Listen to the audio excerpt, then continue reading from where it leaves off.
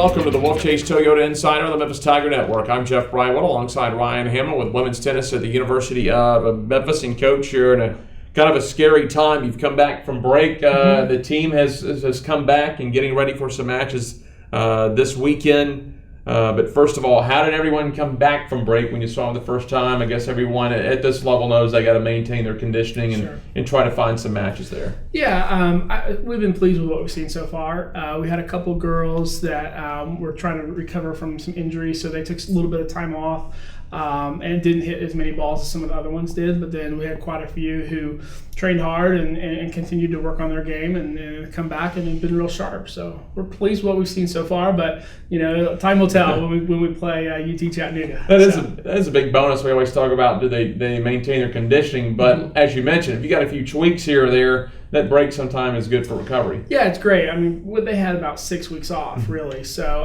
if there are any nagging injuries, luckily we didn't have anything major. So just, little things, and that 6 weeks is great for them. They can really utilize that and really come back nice and healed, and I think that's where we stand right now. So we have a good healed team, which is it's always nice for the coaches. So 6 weeks a little bit scary too, because that is a pretty long break, and you're going to jump right back into action now. Sunday you're going to face Chattanooga. Yeah, and they're going to be a good team.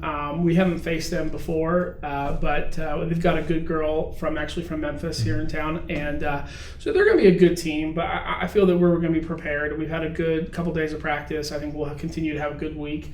And if we have a strong week, then we'll be prepared for them and we'll be ready to go. The next Friday at the Racket Club, it'll be Denver, so you'll see a team from outside the region come in. Yeah, and they're a good team. They're a fairly highly ranked team, and they're going to be competitive. We have one girl actually that transferred from the University of Denver year before last, so she's familiar with their team and their coaches, and so I think they're going to be a good test for us. I think they'll probably be a little bit stronger than UT Chattanooga, and we'll have to step up and be ready to elevate our level. I'm sure the team likes that too, because you get so used to playing teams in the region and not whether it's conference or non-conference, to see a team maybe come out from the mountain area, not West Coast, but getting out west. You just see a different uniform out there.